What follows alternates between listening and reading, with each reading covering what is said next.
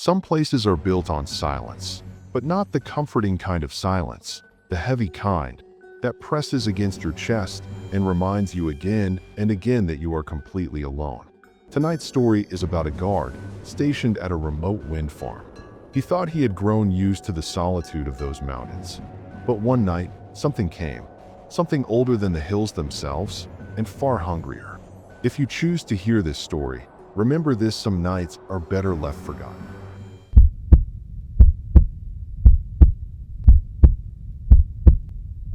It was late 2019, before the world shut down, before our daily lives twisted into something unrecognizable. I had picked up a weekend job as a night guard.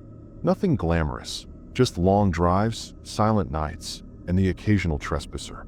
But the pay was good, so I thought, why not? The wind farm lay hidden in a desolate mountain range, miles from the highway. Arriving there at dusk felt like stepping into another world. As the last rays of sunlight slipped behind the ridges, the massive turbines stood like giants tearing into the sky, their blades turning slow but steady. Most nights were uneventful. I'd sit inside the control shack, sipping bitter coffee that tasted like burnt dirt, and head out whenever the sensors picked up movement. The air was always strange, cold, sharp, and filled with a silence that made your skin crawl.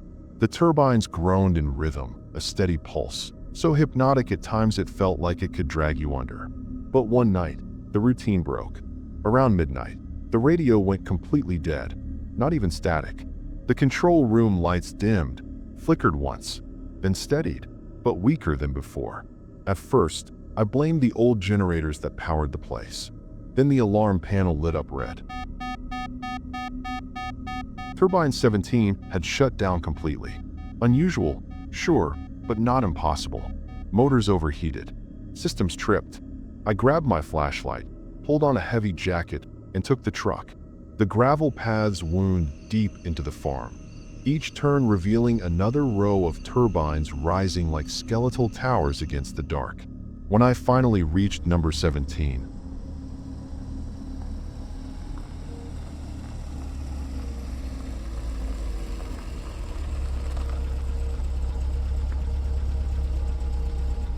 the truck's headlights froze on a strange sight.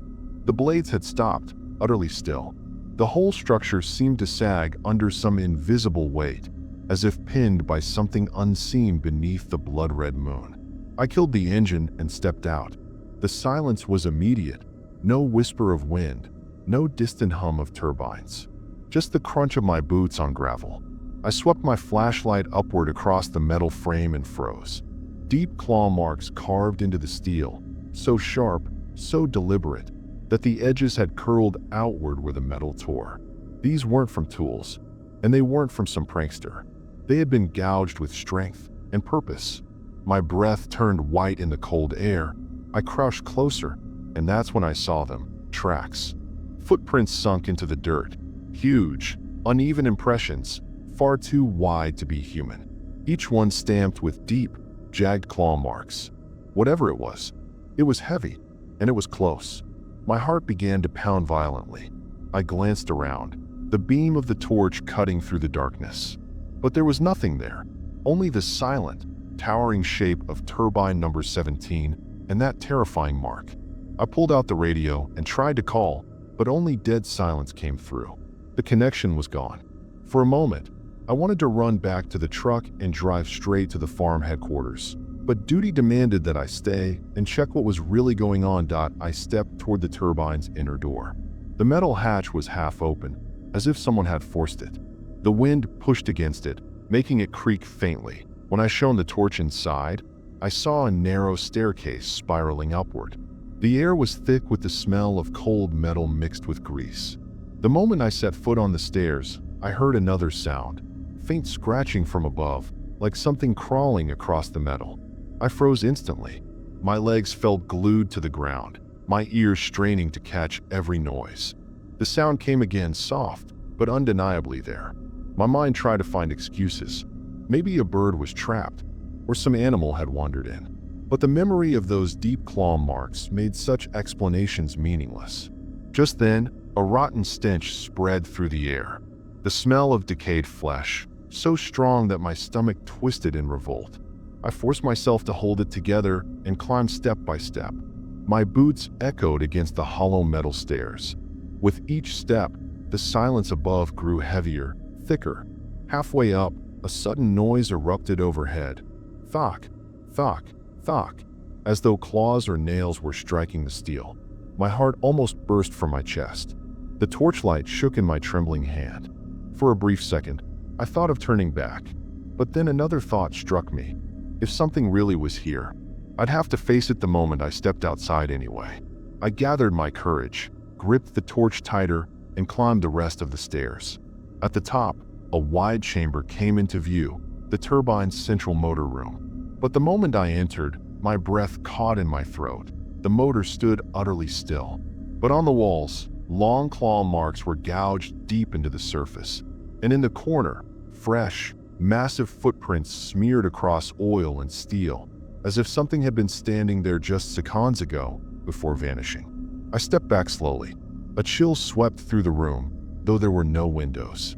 My torch flickered for an instant, threatening to die, and in that brief darkness, I heard it for the first time, the sound of deep, heavy breathing. A shiver raced down to the roots of my hair. The sound was low but incredibly deep, as if some massive presence was breathing in the darkness. Each breath was heavy, dragged out, and so close, it felt like it was standing right behind me. My legs began to tremble. I quickly raised the torch and swept its beam across the room. But beyond that circle of light, the darkness seemed bottomless, like a pit. "Who's there?" My voice shook, so weak it sounded like it came from a stranger's mouth. In reply, there was only that same heavy breathing, followed by a faint scraping noise, like something shifting across metal. I slowly began to back away. The torchlight wavered again and again. Suddenly, the beam fell across the floor and I saw it. Huge claw prints smeared in oil, leading straight into a shadowed corner of the room. And there, something moved. It wasn't an animal, and it wasn't human. I couldn't see it fully, but there was a strange, towering figure hunched in the dark. Its skin didn't look covered by anything. It was bare, black, and rough. No eyes were visible, but when the light crept closer, it suddenly withdrew deeper into the corner. It felt like the darkness itself had swallowed it. A muffled scream escaped my throat. I spun around and bolted for the stairs. My boots thundered against the metal steps. But worse than my own footsteps were the heavy, dragging ones echoing right behind me. That thing was following me. I stumbled blindly down. At one point, my foot slipped and I crashed to my knees. The torch flew from my hand, clattering down the stairs, spinning light until it finally came to rest below. Now I was almost in darkness, and the breathing behind me grew closer. I scrambled downward in a frenzy, until at last I reached the bottom, hitting the ground hard. Pain shot through my body, but I didn't even think about the torch. I just ran, straight toward the truck. Behind me, claws scraped against the metal. The creature was descending. I yanked the truck door open, jumped inside, and with trembling hands twisted the key. The engine coughed, sputtered twice, then finally roared to life. I flipped on the headlights and cast one final glance toward turbine number 17. For a single moment, the thing stood there in the beams, half in light, half in shadow, its body unnaturally tall and hunched, its arm-like appendages dangling to the ground. Its head tilted slightly, as though it was staring right at me. And then, in the blink of an eye, it vanished into the darkness. I slammed the truck into gear and sped toward the farm headquarters. But the farther I drove, the faster my heartbeat grew. Instead of calming, it only pounded harder. I didn't even have the courage to look back. Still, for one fleeting moment, I glanced at the rearview mirror. In the darkness, near turbine number 17, something like a shadow seemed to move. I instantly tore my eyes away in the distance. The faint glow of the headquarters lights flickered. The moment I arrived, I stopped the truck and rushed inside. The other two guards were startled at the sight of me. "What happened? Why are you drenched in sweat?" One of them asked with a trembling voice. I told them everything. Those strange marks, the noises on the stairs, and the creature lurking in the shadows. At first, they didn't take me seriously. They laughed, saying maybe a bird or a stray dog had gotten trapped in the dark, but then, from outside came a heavy thud, as though something massive was scraping against the headquarters wall. We froze. For a moment, the room was silent, then came the sound of scratching on the window glass. Like long, sharp claws dragging across it, my blood turned to ice. The color drained from the other guards' faces as well. We quickly switched off the lights and huddled together in the corner of the room in the darkness. The sound grew closer. Something was moving on the other side of the window. Its faint shadow flickered against the glass, then, suddenly, the window shook violently, as if something was trying to force its way inside with all its strength. The walls trembled. One of the guards, hands shaking, grabbed his rifle and stepped toward the window. But the moment he moved closer, the shadow outside vanished. We all stared at each other in silence. Only our heavy breathing filled the room. Barely a few moments had passed when suddenly, from above, heavy footsteps echoed across the roof. As if some giant creature was walking on top of the building, we looked upward, our eyes wide with terror. A chill ran down my spine. That thing was no longer confined to the turbine. It had come looking for us. The footsteps on the roof suddenly stopped, as if something was leaning over, listening to us from above. A silence so deep fell across the room that we could hear the pounding of our own hearts. Then suddenly, something heavy scraped across the roof, followed by the splintering sound of wood breaking. We ducked our heads in fear out in the yard. The dogs erupted into furious barking, but soon their barks twisted into agonized whimpers. We rushed to the window and looked outside in the light. The dogs were flung into the air, as though an unseen force had picked them up and hurled them down. Their bodies twisted unnaturally as they crashed to the ground. This isn't an animal. It can't be. The other guard's voice trembled.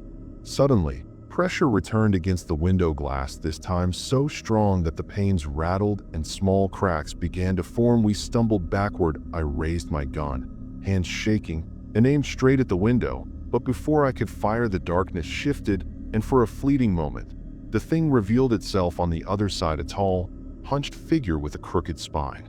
Its face slid into the light, and we saw it clearly, eyes burning like red embers.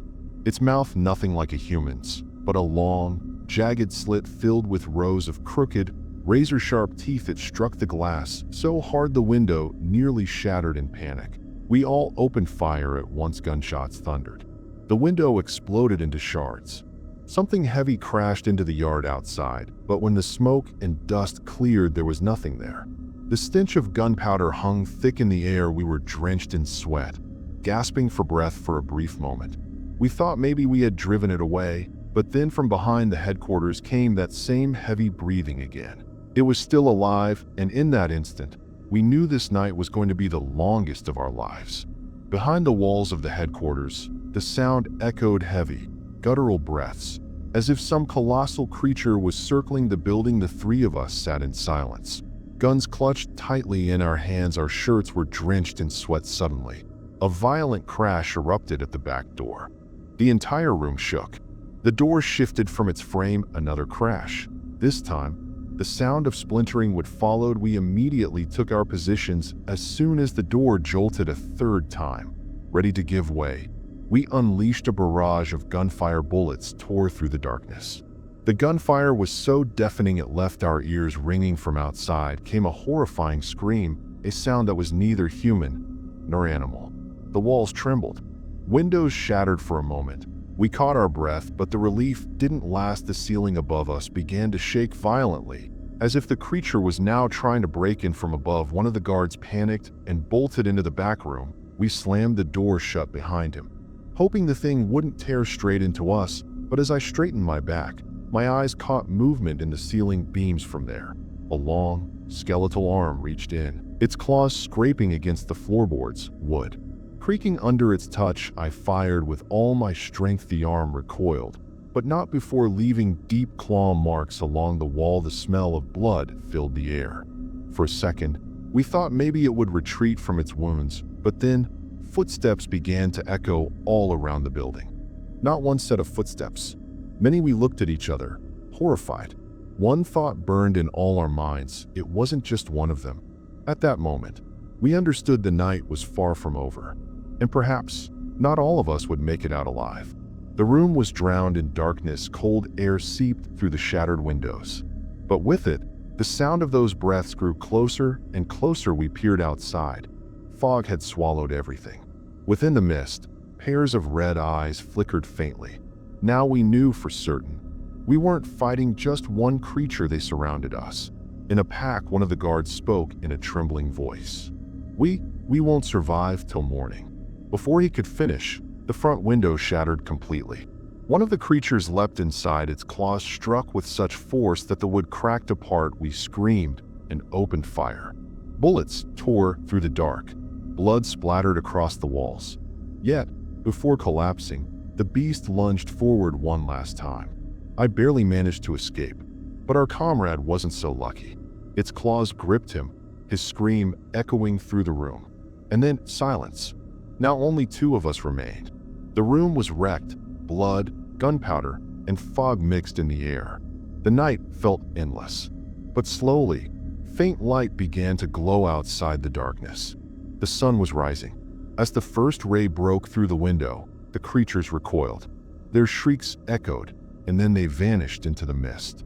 We had survived, but the price of survival was something we could never forget. When morning came and we stepped outside, the courtyard bore witness to the nightmare. Bodies scattered, windows shattered, deep claw marks slashed across the walls. This was no ordinary night. Then I noticed something. Blood trails on the ground, leading straight into the forest, as if the creatures had retreated but were not gone. Maybe they are still out there, waiting for the next night. And whoever dares wander near that forest will meet the same horrific fate. So remember, some stories are not just stories. If you ever step into a lonely forest and hear heavy breathing in the darkness, leave immediately, because that might be your last moment.